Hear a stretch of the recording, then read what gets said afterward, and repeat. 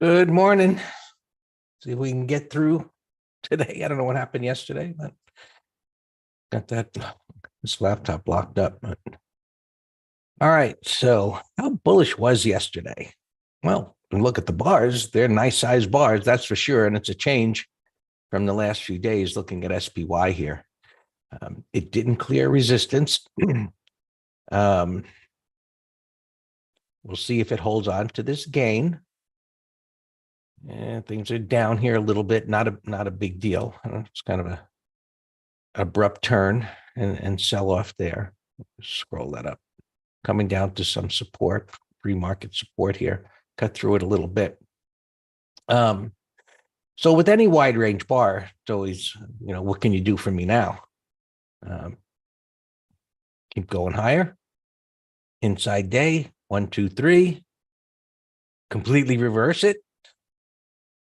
Back down again. Of course, that should not happen. Let's see where this is right here. On the 15-minute chart, it's right at the bottom of this little area right here. This is not a pre-market chart. So it's on some support. And you can see it right here as well.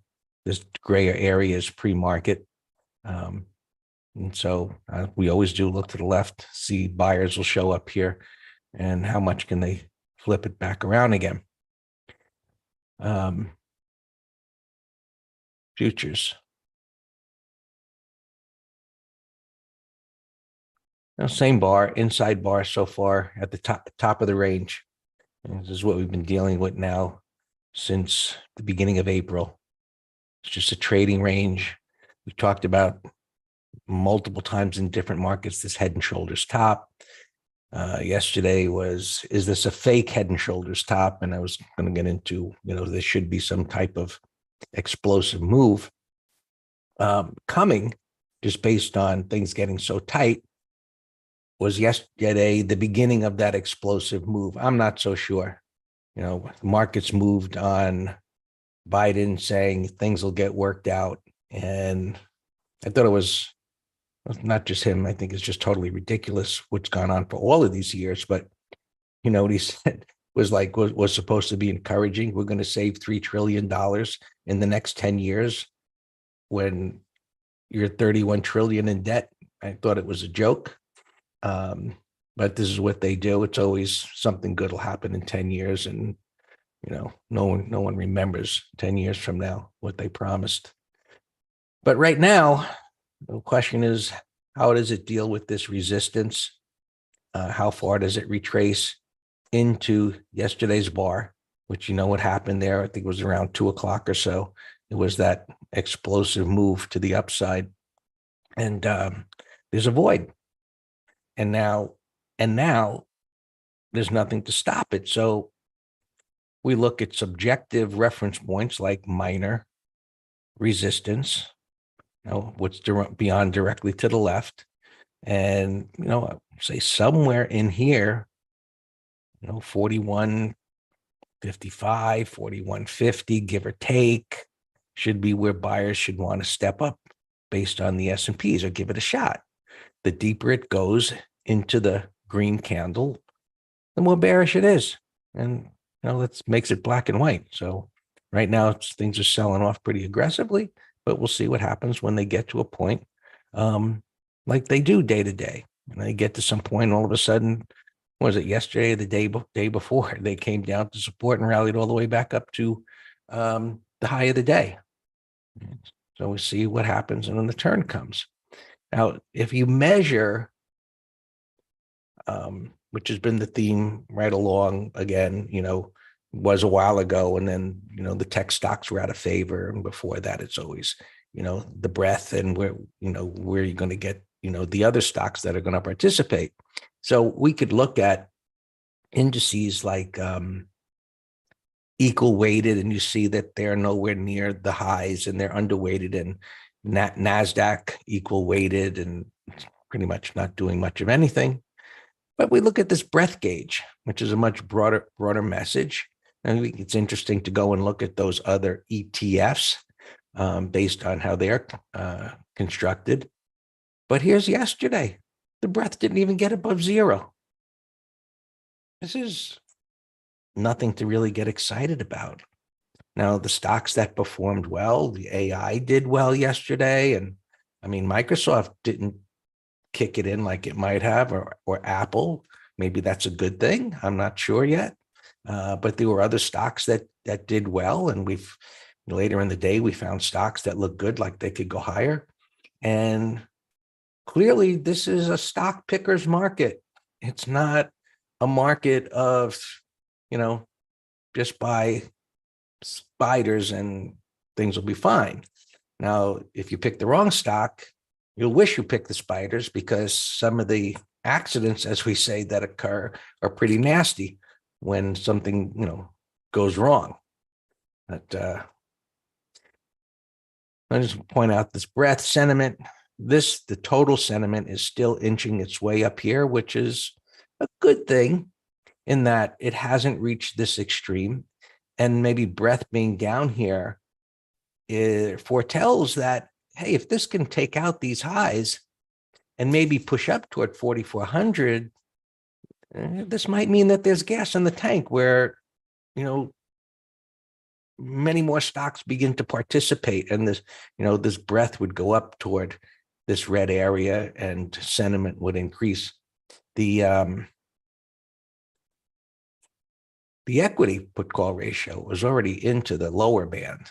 So, and looking at that and saying, okay, I see it, but I'd like some more confirmation here to really be concerned about what the market might do, because the market's just running in place. This here was yesterday's breadth. So to hit 1,500 on that day with that wide bar, I really wasn't impressed. I would have rather have seen a bar like this, which got up toward closer to 2,500, on a move like that. But even when that happens, it just kind of goes nowhere. That's been the case, but we'll see what today brings. SPX, I have, Jake, 4190 as you do, 4190. And did I type that right? 4,100. 4,100. You have 4,105, a little higher. Maybe as things come down, let's look down here. Yeah, 4,105. Yep, 4,105. So things are moving, and of course they do until the market opens. Things are still moving. So 4,105. Let's just put a number on here so everybody can see it.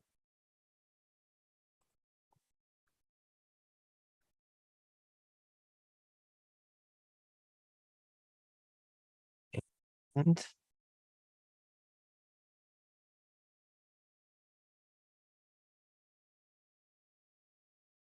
what was the other day? And so that's kind of the close, right? That's what these lines are. These have been about the average range. And these are the levels where there is premium. And so just look at this again. It's on the top of the range. It's not bad. Not bad. So it's on the top of the range here. And better than yesterday. So it's up at this pivot. That's not bad. I like that. And 4,105 is on all of this support. So, and look, the jobs number's already out. I don't imagine, it's all about the debt ceiling, right? If McCarthy comes out, we know Sleepy's not going to say anything more today. If McCarthy comes out and says, we ain't going to agree to none, whatever that, things could get ugly. So I think the top side is the safer one today, since things are moving down already.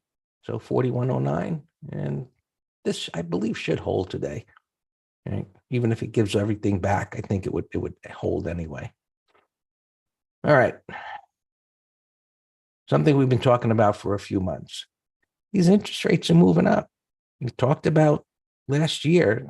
Markets didn't like that. They don't seem to mind it right now. The 10-year hasn't taken out these highs. However, the 30-year has. and it's moving up again today. So bonds are being sold, interest rates are going up. So far, the markets don't care too much. They're focused on this debt ceiling thing. So what the relationship last year would have had the markets falling and the dollar is moving up. You can see where it is, the cursor on the daily chart. It's moving up pretty sharply here. You can see that wide range bar on the lower left chart. Markets, I said in the green room yesterday, I said, it's interesting that there are these things that correlate that happen in the markets, and then historically that they are valid information to pay attention to when the market doesn't do anything. And before they did, and so I think it was Alex said something like, well, maybe it's not that they're ignoring it, because look, these institutions hire guys that are scouring, I guess, stuff like this and a whole lot more with all their esoteric analysis, but they just not going to, I guess, change from whatever the existing trend is, even at this point sideways, until it's in their face, and then all of a sudden the proverbial shit hits the fan. But this keeps moving up as it is, and the dollar, it's going to be pretty interesting how they react to that if this continues to move up. Remember, if you remember, like a month ago, everybody was screaming about shorting the dollar, right? The demise of the dollar. And Bitcoin here is kind of bear flaggish, but just hanging there doing nothing.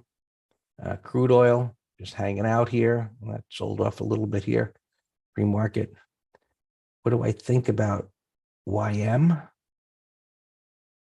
I think YM generally has been a big mess. It led the way up here. It got quiet, whipped around, like crazy. Wide range bar, gave it all back, breakdown, reversal. It's a mess. Other than trading it intraday, I mean, with a pattern like this on a daily chart, just stay the heck away from it. So many charts display confusion. It's just so erratic. It held at the pivot, down there. And one of the concepts we talk about is that when you have support and resistance close together, expect choppy price action. And that's exactly what we have.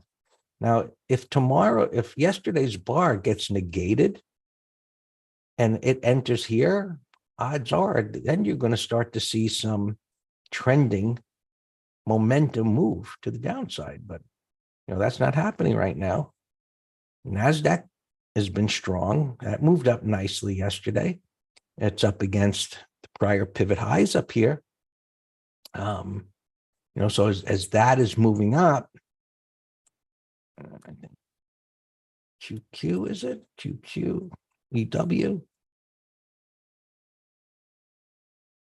That's equal weighted. It's not even near these prior highs, let alone, up here. But we need to see things begin to catch up. Again, it's, bad, the narrow breath, and, you got to find out what's moving. Gold, that's dropping, dollar up. We talked about this was likely to happen as the dollar reached support a month ago, and now you see it happening. Silver, pulling back as well. That's the inverse relationship between the dollar and metals. And transports, that's not transports, they're up here. They had a turnaround day yesterday. The airlines look good yesterday. Some of them were like starting to break out, and oil's down quite a bit. And that's another thing to keep an eye on, is that if oil does start going up, they may fail, but so far, I haven't had this in here for a while. I got to call a signal why it takes so long if it's not a symbol I've had in here for a while. Anyway, you could look at that. You could look at Jets.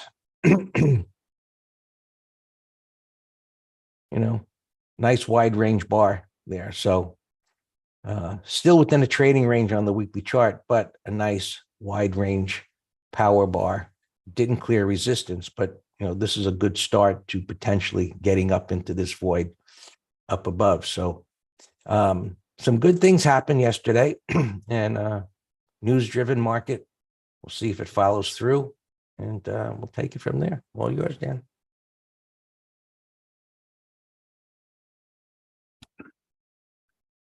Good morning.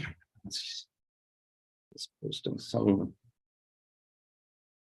alarms here. 1 second. Yeah, sure.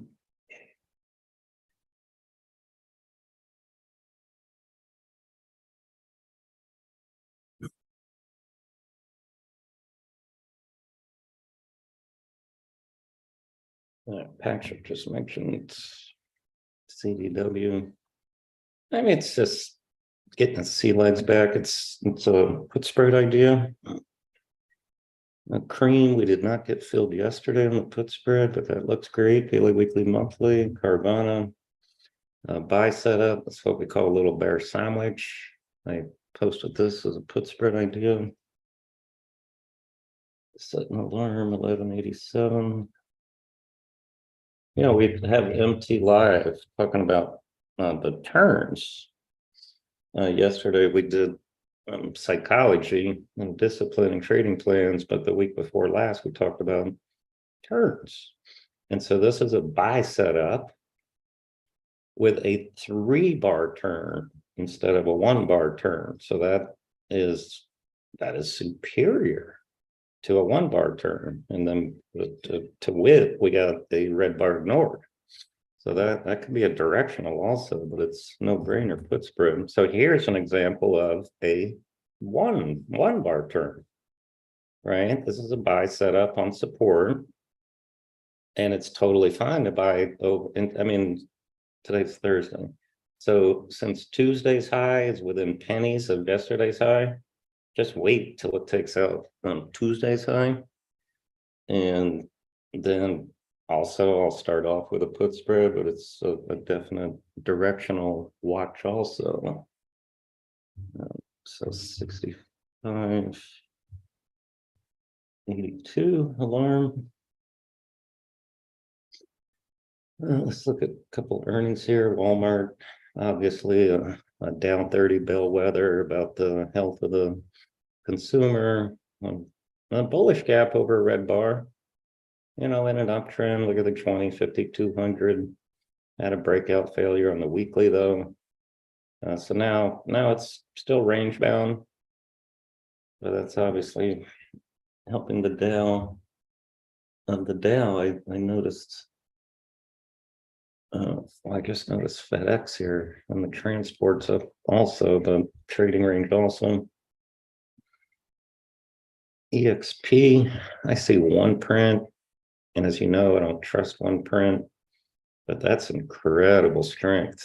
Bullish rectangle consolidation. Here's your flagpole.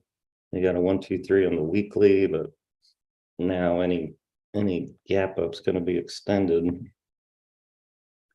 BRC was down, negated it, 51.70. That'll be a put spread idea, not a directional. Look at all, there's no pattern. Well, the pattern would be a gap breakout, but continuing with the analysis, there's no price for it. It's gapping to a wall, but it's a good put spread idea. BBWI 37 and change. That's a big gap. We'll just have to watch it. Monroe gapping down, so that's bearish. This could be 30-minute low. No need to stop. We'll see. So Patrick, that's a loaded statement. Because all the talk, blah, blah, blah. Are we gonna pause? Are we gonna stay at these rates for longer? And so that is a more aggressive statement, in my opinion, saying, I don't know what y'all are talking about pausing. I'm gonna keep raising. So yeah, that could very, very well be the cause of the little morning slide here. Bull. This is a sell setup. I had set an alarm. Yes, that already went under my alarm. So that's a sell setup idea. CSIQ, bullish gap, still top end of the trading range. But this could be the start of a long-term bottom. There's not a lot of liquid solar stocks. Hey, talking about solar, look at Fizzler here. Let's put that on our list. That's I would say the bellwether. That is the total bellwether of, at least from a technical standpoint, of the solars. Tan here. So I mean, just amazing difference how this is telling you by definition. I don't know how many stocks are in this thing, this ETF, but by definition, Fizzler, and I don't know what percent Fizzler is of the ETF, but this is telling you there's a lot of junky stocks in that thing. Bowl, that's, I guess, look down. DLO. This is a gap breakout. I might have it here in the bottom right. Let's see how it sets up. I'm gonna pull back towards minor support. Cisco, bellwether, ugly gap. Wow. Yeah, wow. Capping on this prior low. I put it in this middle chart here just because it's a bellwether, and let's see what happens at the open. This is fairly rare. Look at this friggin' igniting bar in the last 15 minutes of the day into earnings. We all know what that suggests, right? It suggests an earnings leak, inside information. Because who would have created this? This is the biggest bar in, I don't know how many months, and doing that into earnings. I think the SEC should have a chat with anybody buying big blocks of stock or call options. Synopsis gap breakout. We were going to do a put spread in this yesterday, but for earnings. Right. So there's rumor. Something got it going. That's what that chart says to me. That bar is not created by Mr. and Mrs. Smith on the farm.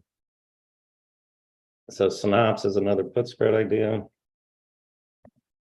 T2, big old gap, the multi-month highs. We'll watch that on a pullback. Para, I saw there was some inside information. Not inside information, insider buying.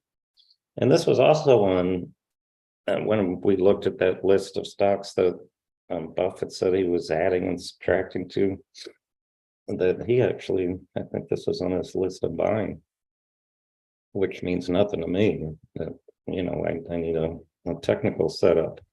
But this is a climactic buy setup, and a bull 180 reversal. So you're getting my attention now. So I'm going to set an alarm at 1580 and hope that it doesn't go off at the open. Ideally, 30-minute high would be the best entry.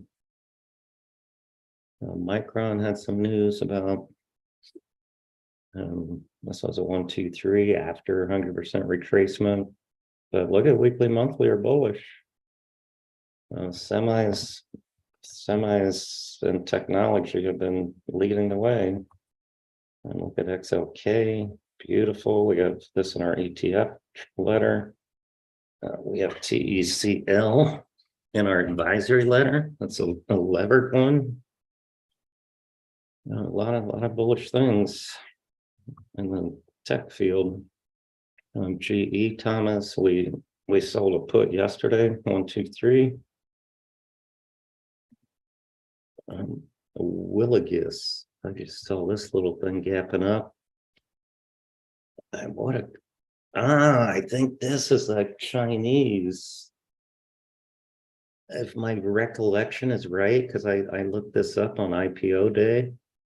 I think it's a Chinese construction company. But we'll keep an eye on it, see if today's gap starts anything.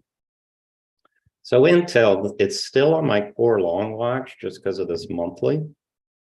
So it's a retest with an igniting breakout and a 40% pullback.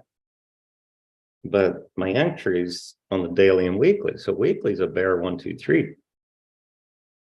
So what I did on the daily is I set an alarm at 29.40. Because if it can now trade over yesterday's high, then this could be the turn on support where we start legging into a core long. So that is my logic. Sony, I saw gapping up, but no pattern, and ADR. Boot. This would have been a fantastic core candidate. Look at the monthly as a buy setup. The daily is a bottoming pattern. The weekly is a 180 reversal. And the gap messed it up. So Thomas, why do companies have earnings? That's messing up my technical setup. You know what I'm saying? But the gap destroyed it. So we'll keep an eye on it. EXPI alarm I had just go off. This is a long of ours. Looks fantastic. Nice little gap up. I'll put this in a window. Looks great. All right, that was boot. Here. Hold on, Raul's asking me about.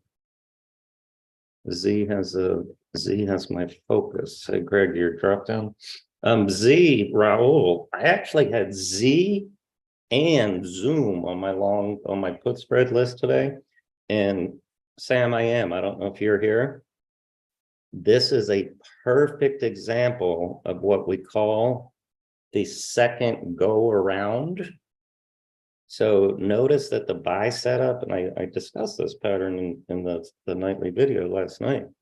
It was a buy setup that failed, took out the low, and then closed with a range expansion breakout bar. So yes, swing trade, give it 10-minute high minimum, just let things settle down here. But swing, I think it can go to low 47s. And yes, it's a put spread I did too. I have it right up here, number 405. So yeah. Wow, triple M. I had in a window from yesterday. And I see we took our money, we trail stopped out with this 180 reversal, but look at the ugly gap in triple M. That's not good for triple M. Hey, our upstart is